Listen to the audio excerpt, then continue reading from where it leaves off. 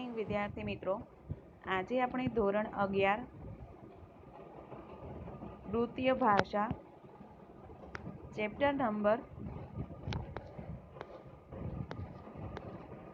દાદાજી એટલે કે જે ચેપ્ટર નંબર 14 છે દાદાજી, તેના વિશે આજે આપણે અભ્યાસ કરીશું.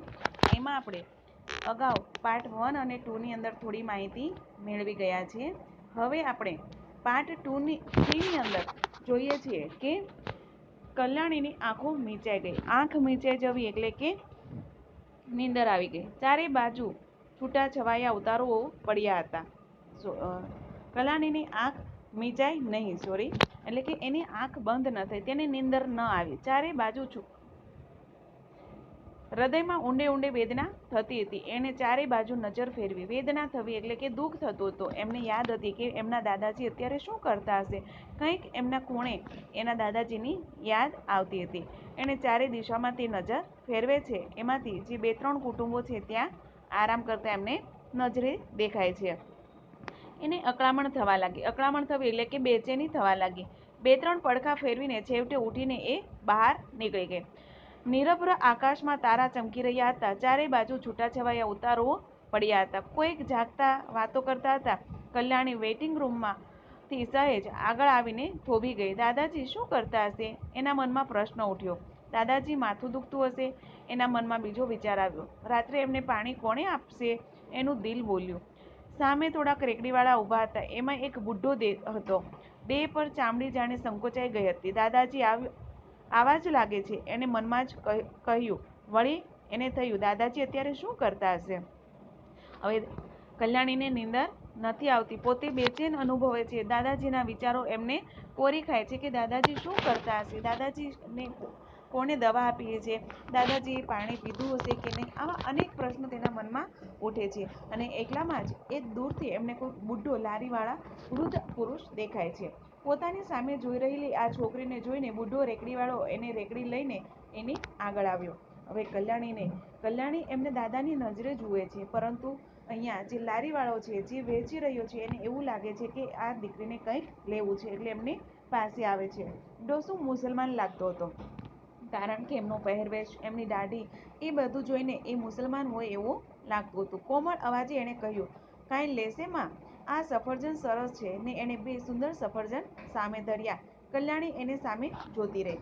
એટલે લારીવાળો કલ્યાણીને કહે છે કે શું લેવું છે? એમ કરી એમની લારીમાં જે સફરજન છે એ સફરજન એમને બતાવે છે અને કહે છે કે લ્યો, આ ખૂબ સરસ સફરજન છે. પરંતુ કલ્યાણી તો એ માત્ર એ વૃદ્ધ પુરુષને જ એમની સામે જોઈ રહી હતી. એની અંદર એમને પોતાના દાદા જીદુના છે એ જ દેખાતા હતા.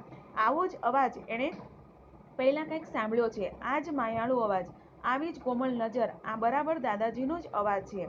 કલ્યાણીને કાંઈ ન બોલતા શાંત ઊભેલી જોઈ ડોસા બોલ્યા, પસંદ ન પડ્યા તો આ કેળા ખૂબ પાકા મધ જેવા ગળ્યા છે. પણ કલ્યાણી હજુ કાંઈ બોલી નહીં.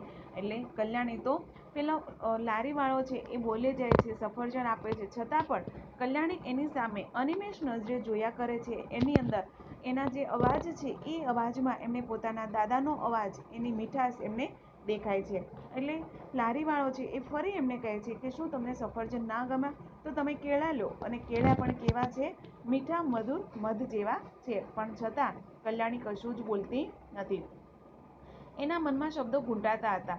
એકલામાં જ એણે સાંભળ્યું, ચાચાજી. આશ્ચર્યથી એણે અવાજની દિશામાં જોયું. હજુ કલ્યાણી પેલા વૃદ્ધ પુરુષની સમક્ષ ઊભી રહી છે. હજુ કલ્યાણી કશું બોલી નથી. ત્યાં જ એને દૂરથી કંઈક અવાજ સંભળાય છે, ચાચાજી એવો. અને જે દિશામાંથી અવાજ આવે છે એ દિશામાં એ જોવે છે. એક નાની 8-1 વર્ષની મીઠી છોકરી ડોસા ભણી દોડતી આવતી હતી. ભણી એ તળપદો શબ્દ છે. અહીંયા કહે છે કે 8-1 વર્ષની એક નાનકડી એવી દીકરી છે કે એ ડોસાની તરફ દોડીને આવતી હતી. ડોસાએ તેને ગોદમાં ઉઠાવી લીધી. કહ્યું, બેટી. એણે એના જ પેલા માયાળુ અવાજે પૂછ્યું. છોકરી એના કાલા સ્વરે બોલી, માને કહા ચાચાજી કો બુખાર હૈ, રાત મેં ફિરને સે જ્યાદા बढ़ जाएगा. એટલે એ નાનકડી એવી 8-1 વર્ષની છોકરી છે એ દોડતી દોડતી ચાચાજી પાસે આવે છે અને કહે છે કે ચાચાજી, તમે શા માટે અત્યારે રાતના નીકળ્યા છો? રાતના સમયમાં ઠંડી વધારે હોય અને તમને એક તો બુખાર છે, તો તમને વધારે બુખાર આવી જશે. ઉनको ઘર લે આ. માને મને કહ્યું છે કે ચાચાજી કો ઘર લેકે આ. ક્યું ચાચા ઘર જાएंगे ना। એ છોકરી પોતાના કાલે ગયેલી ભાષામાં સરસ બોલે છે, કહે છે કે ક્યું ચાચાજી हमको घर जाना है ने। ના, ડોસાએ વાલથી એના માથા પર હાથ ફેરવતા કહ્યું। ડોસો કહે છે કે ના, આપણે ઘરે નથી જવું। હા બેટી જરૂર જાएंगे। છોકરીએ તેના હાથ પકડ્યો, ફેરવતા કહ્યું હા બેટી જરૂર જાएंगे। છોકરીએ તેના હાથ પકડ્યો। ચાચાજી આપકે હાથ ખૂબ ગરમ લગતે हैं। ડોસાએ તેને નીચે ઉતારતા કહ્યું હા બેટી ઠહર અભી આતા હો। ઠહર એટલે કે ઊભી રહી, હું હમણાં જ આવું છું। છોકરી અને પેલી છોકરી છે એમને પરાણે હાથ ખેંચીને લઈ જાય છે કે ચાચાજી ચલો આપ ઘર पे ચલો। પવનની એક તીવ્ર લહેર આવી, ડોસાનું તાળવાળું શરીર કંપી ઉઠ્યું એટલે કે ધ્રુજારી આવી ગઈ। એક તો એમના શરીરમાં તાવ છે અને ઠંડી આવે છે એટલે એમનું શરીર છે તે ધ્રુજવા લાગે છે। કલ્યાણી દુઃખથી વિચલિત બની ગઈ, ચિત્કાર કરીને બોલી દાદાજી તમે પણ માંદા છો। એટલે કલ્યાણીને લાગે છે કે ખરેખર આ મારા જ દાદા જેવા છે, મારા દાદાજી પણ અત્યારે બીમાર છે અને આ દાદા પણ બીમાર છે। અત્યારે આ નાનકડી એવી બાળકીના શબ્દો સાંભળીને પોતાને પણ એમના દાદાની યાદ આવી ગઈ છે અને એ ચીંચ પાડી ઉઠે છે। ડોસો આ સાંભળીને આશ્ચર્યથી એની સામે જોઈ રહ્યો, આશ્ચર્યથી એટલે કે નવાઈપૂર્વક એની સામે જુએ છે।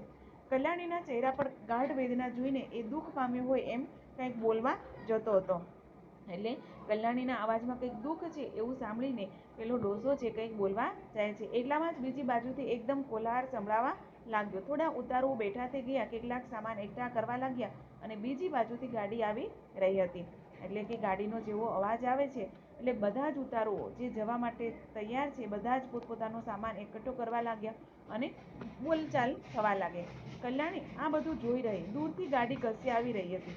એટલે કલ્યાણી જોવા લાગી કે આ શેનો અવાજ છે, શા માટે અહીંયા થોડી હલમચલ મચી ગઈ છે, આ ગાડી કઈ બાજુ જશે? એણે પેલા ડોસાને પૂછ્યું। જે ટ્રેન આવી છે એ ટ્રેન કદાચ કલ્યાણીને એવું લાગ્યું કે પોતાના ગામ તરફ જતી આ ટ્રેન હશે એટલે પૂછે છે ક્યાં જશે? એટલે પેલો ડોસો જવાબ આપે છે કે બાદલપુર।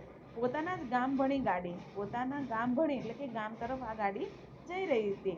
દાદાજી કોણ પથારી પાથરી આપશે? વળી એનું મન બોલ્યું। ગાડી આવી પહોંચી સ્ટેશન પર, ચારે બાજુ પાછો અવાજ કોલાહલ વ્યાપી ગયો। ધક્કામુક્કી કરતા ઉતારુઓ ચડતા હતા। પેલા ડોસો ઊભો થઈ રેકડી આગળ લઈ જવાનું કરતો હતો, એટલામાં એ અટક્યો। તેણે પાછળ જોયું તો પેલી છોકરી એના પહેરણની ચાળ પકડીને બોલતી હતી નહીં ચાચાજી ઘર ચલો, માને કહા હૈ બુખાર बढ़ जाएगा, ચલો ના ચાચાજી। હવે અહીંયા કલ્યાણી છે એ આ જે કોલાહલ મચી રહ્યો છે, જે સ્ટેશન ઉપર ગાડી આવી રહી છે અને પોતે વિચાર કરી રહી છે કે આ ગાડી છે એ પણ મારા ગામ બાદલપુર તરફ જઈ રહી છે, મારા દાદાજીને કોણે પથારી પાથરી આપી હશે એવું વિચારતા ત્યાં પેલો જે ડોસો છે એ જે ગાડી આવી છે એ ગાડી તરફ પોતાની લારી લઈને જવા ઉપડે છે। પરંતુ એમની નાનકડી 8 વર્ષની છોકરી જે છે એમની છાળ પકડી રાખે છે અને જવા દેતી નથી। કહે છે કે ના દાદાજી ચલો આપણે ઘરે જઈએ।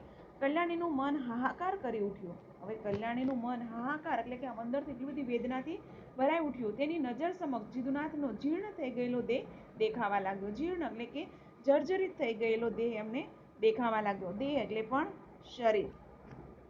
એને થયું દાદાજી સૂતા સૂતા પોતાની પાસે પાણી માંગી રહ્યા છે। ક્ષીણ કંઠે આવતો એ અવાજ એના કાન પર પડે છે। અત્યારે એને એવો આભાસ થાય છે કે દાદાજી સૂતા સૂતા કલ્યાણી પાસે પાણી માંગી રહ્યા છે। એમનો કંઠ હવે બોલવા માટે પણ સક્ષમ નથી, એવા શબ્દો એના કાને અથડાતા હોય એવું કલ્યાણીને લાગે છે। કલ્યાણી બેટા પાણી આપશે? એ વિહવળ બની ગઈ। કલ્યાણીને એવું લાગે છે કે દાદાજી એને એવું કહી રહ્યા છે કે કલ્યાણી બેટા મને પાણી આપ, અને આ શબ્દો સાંભળીને એકદમ વ્યાકુળ બની જાય છે। પેલી છોકરી હજુ ડોસાને ખેંચી રહી હતી। ઘર ચલીએ ચાચાજી, આપકે હાથ ખૂબ ગરમ હોતે જા રહે હૈ। સામે ટ્રેન ઊભી હતી। કલ્યાણી હવે થોભી શકી નહીં। હવે પેલી છોકરીને જ્યારે એ જુએ છે એટલે તરત જ એમને પોતાના દાદાજીની યાદ એમને વધુ તીવ્ર બનાવતી જાય છે અને જ્યારે એ છોકરી ફરી દાદાજીને ના પાડે છે ત્યારે હવે કલ્યાણીથી પણ રહી શકાતું નથી અને જે ગાડી છે બાદલપુરની એના તરફ જાય છે। ડોસાનું વાક્ય એને યાદ આવ્યું। પાગલની જેમ એ દોડતી ગઈ અને ગાડીનું બારણું ઉગાડી એમાં ચડી ગઈ। એમને જે પેલા રેકડીવાળા ડોસાએ કહ્યું હતું કે આ ગાડી છે એ બાદલપુર તરફ જાય છે અને એ વાક્યને યાદ આવતા દોડી અને તે ગાડીમાં બેસી જાય છે। અગાસી ઉપરથી જીદુનાથ નીચે આવે છે। હવે અહીંયા એમનો જે પાર્ટ છે એ પલટી જાય છે। અગાસી ઉપર જીદુનાથ નીચે આવીને ખાટલા પર બેઠા. પળો બધી જાણે લાંબી લાંબી થવા લાગી. પળ એટલે કે સમય. હવે તો જીદુનાથ ઘરની અંદર એકલા છે. હવે એમને એક એક ક્ષણ છે કેવી લાગે છે? લાંબી લાગે છે. એની છાતી પર દુખતો ભાર વધવા લાગ્યો. નીરવ હૃદય સાગરે ઘૂંઘવાટ કરી નિરંતર જે એના ગીત સંભળાવતી રહી હતી, વારંવાર મનમાં જેની સુગંધ મહેકતી જતી હતી, એ ક્યાં છે રે? હવે અહીંયા એક બાજુ દાદાજી છે એ પણ કલ્યાણીની યાદોમાં છે, અને બીજી બાજુ કલ્યાણી છે એ પણ દાદાની યાદોમાં છે. એટલે દાદાજી કહે છે કે એક એવો સમય હતો કે જે આ ઘરની અંદર ફૂલોની જેમ કલ્યાણીની મહેક એ ચારે બાજુ પ્રસરી રહી હતી, પરંતુ હવે એ ક્યાં છે? ક્યાં છે? ક્યાંય નથી. નથી એના ઘરની ચાર દિવાલોની વચ્ચે, નથી સામે પથરાયેલા મેદાન પર, નથી ઊંચે આકાશમાં, છે માત્ર તેના આંસુ નીતર્યા અંતરની ભીતરમાં. અત્યારે કલ્યાણી છે નથી એમના ઘરમાં દેખાતી, નથી કોઈ બહારના મેદાનમાં દેખાતી, બસ માત્ર એની યાદ સ્વરૂપે એ એમના હૃદયની અંદર વસેલી છે. કેટલાય સુંદર દિવસો, શોક સુખની કેટલીક અવસ્થાને જેણે પોતાના સ્નેહની અંકિત કરી દીધી હતી, તેની મૂંગી સ્મરણ સુદ્ધા જ માત્ર ઘરને ખૂણે ખૂણેથી જરી રહી છે. એટલે કહે છે કે એક દિવસ હતા કે એમના કારણે સ્નેહની અંકિત કરેલી હતી, આખું ઘર છે એમના સ્નેહને કારણે ખૂણે ખૂણે એમનો સ્નેહ ઝરતો હતો, પરંતુ આજે એમની માત્ર યાદો છે. જીદુનાથના મનમાં મૂંઝવણ થવા લાગી. રાત પડતી જતી હતી, ઘરમાં અંધારું હતું. સાંજ પડીએ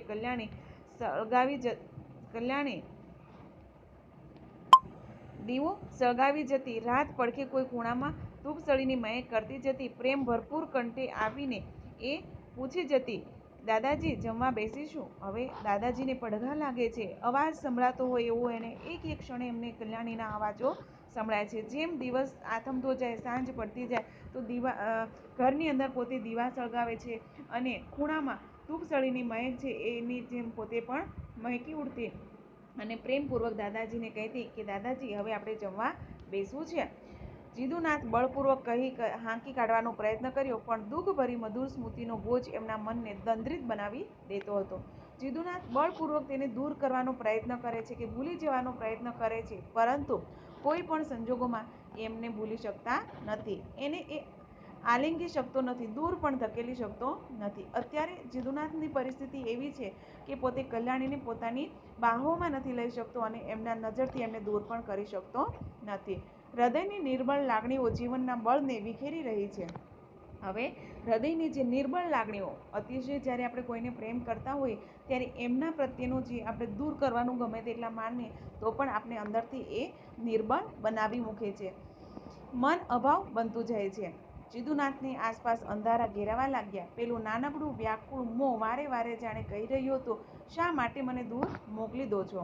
હવે અહીંયા જીદુનાથના મનની અંદર અંધારા ઘેરાવા લાગ્યા, કે એક પછી એક એવા વિચારો આવવા લાગ્યા, અને એના નજરની સમક્ષ બસ એક જ માત્ર એક અવાજ એવો સંભળાય છે કે કલ્યાણીનો, કે શા માટે તમે મને તમારાથી દૂર મોકલી દો છો? તમને શું હવે મારે માટે સ્નેહ નથી રહ્યો? કલ્યાણી જ્યારે દાદાજી એમના લગ્નની વાતો કરતા ત્યારે કલ્યાણી હંમેશા દાદાજીને એક જ શબ્દ કહેતી કે તમે શા માટે મને દૂર મોકલો છો? શું તમને હવે મારા પ્રત્યે સ્નેહ નથી રહ્યો? જીદુનાથના હૃદયની વેદના વધવા માંડી. મૃત્યુ પહેલાંની વેદના, ઊંડી ઘેરી ઊંડાણથી વેદનાનો બોજ એમના પર ખડકાવા લાગ્યો. હવે જીદુનાથને જે મોતની વેદના નજીક આવતી હોય, જે મોતનું દુઃખ લાગતું હોય, એવી જ રીતે હવે એમની વેદના, એમનું દુઃખ છે તે ઊંડે ઊંડે સુધી વધવા લાગ્યું. હવે કલ્યાણી એમને ખૂબ અંદર સુધી એટલી બધી વસી ગયેલી છે કે એને દૂર પણ કરી શકે તેમ નથી. છાતી પર જાણે ગજના ગજ ખડા થઈ ગયા. ગજ એટલે કે ડુંગરોના ડુંગર. છાતી ઉપર જેમ આમ પર્વતો મૂકેલા હોય, પથ્થરો મૂકેલા હોય, અને જેવો વજન લાગે એવો વજન આજે તેમને પીડાનો લાગી રહ્યો છે. ક્યાંક કલ્યાણીના પગલાંનો ઝણકાર સંભળાય છે. શ્વાસ લેવાનું મુશ્કેલ બનતું જાય છે. હજુ એને એવું લાગે છે કે મને કંઈક કલ્યાણીના ઝાંઝરનો અવાજ સંભળાય છે. હવે દાદાજીને શ્વાસ લેવામાં પણ તકલીફ થવા લાગી, ને બહારની ધૂળવાળી દિવાલો પરથી દૂર દૂરથી હવામાંથી સુરભીમય એ સૂરો આવવા લાગ્યા. દાદાજી, ઓ દાદાજી, હવે તો નથી રહેવાતું. સિતારના તાર જાણે રણઝણી ઉઠ્યા. જીદુનાથે વ્યાકુળ બનીને બૂમ મારી, કલ્યાણી બેટી? હવે એક બાજુ જદુનાથ એટલા બધા વ્યાકુળ થઈ ગયા છે કે એમનું મૃત્યુ નજીક આવી ગયું છે. પોતે શ્વાસ પણ નથી લઈ શકતા અને શ્વાસ છોડી પણ શકતા નથી. અને બીજી બાજુ કલ્યાણી છે એ પણ દાદાજીની યાદમાં એટલી બધી વિહવળ બની ગઈ છે કે જેવી રીતે તારો છે એ આકાશની અંદર ચમકી ઉઠે એવી રીતે એ ચમકી રહી છે, અને દૂર દૂરથી એનો અવાજ સંભળાતો હોય, દાદાજી, દાદાજી, અને આ બાજુથી દાદાજી, કલ્યાણી બેટા એમ કહીને બૂમ પાડે છે. જીદુનાથે ઘેરાતી આંખે મહામહેનતથી ઉઘાડી. હવે એને અવાજ સંભળાય છે કે એમને કલ્યાણીએ બૂમ પાડે છે. જીદુનાથની આંખ ઉઘડવા માટે પણ સક્ષમ નથી, છતાં પણ મુસીબતે તે આંખને ઉગાડે છે. સામે કલ્યાણીને ઊભેલી જોઈ આઘાતથી એ બેહોશ બની ગયા. હવે એમની સામે જે હજુ તો પરણીને સાસરે પોતાના ઘર સુધી નથી પહોંચેલી એ કલ્યાણીને જ પોતાની નજર સમક્ષ જ્યારે ઊભેલી જુએ છે તો તેને આઘાત લાગી જાય છે કે હું શું જોઉં છું? આ તો કોઈ સ્વપ્ન છે કે પછી વાસ્તવિકતા છે? તમને છોડીને જવું ગમતું નહોતું દાદાજી? કેમે કર્યું ગમતું નહીં? વચ્ચેથી જ ચાલી આવી, હવે કદી નહીં જાઉં.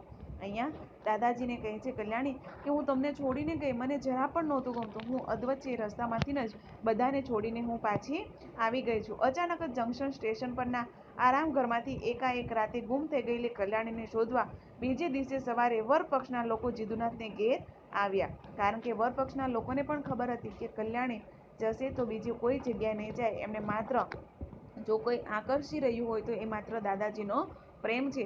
એટલે એ બીજે જ દિવસે એ કલ્યાણીના ઘરે પાછા આવે છે. ત્યારે જીદુનાથના ઠંડા પડતા જતા દેહની પાસે બેઠી કલ્યાણી એમનું માથું દબાવતા મૃદુ કોમલ કંઠે બોલી રહી હતી, હવે તમને છોડીને ક્યાંય નહીં જાઓ દાદાજી. એટલે અહીંયા જે એક અનાથ દીકરીને જ્યારે એક પુરુષ પોતાના ઘરે એક દીકરી કરતાં પણ જ્યારે સવિશેષ એમને પ્રેમ આપે છે ત્યારે એ દીકરી છે એ પણ દાદાજીને પોતાના સગા દાદાની જેમ એમને પ્રેમ આપે છે. અહીંયા એકબીજાની સાથે બંને તાતણાની જેમ વણાઈ ગયેલા છે. ખૂબ સરસ અને કરુણસભર આ કૃતિ છે. વિદ્યાર્થી મિત્રો, અહીં આપેલા શબ્દના અર્થ, રૂઢિપ્રયોગ અને સ્વાધ્યાય એ આપણે નોટબુકની અંદર પૂરા લખી લઈશું. અહીંયા આપણું ચેપ્ટર છે દાદાજી એ પૂરું થાય છે.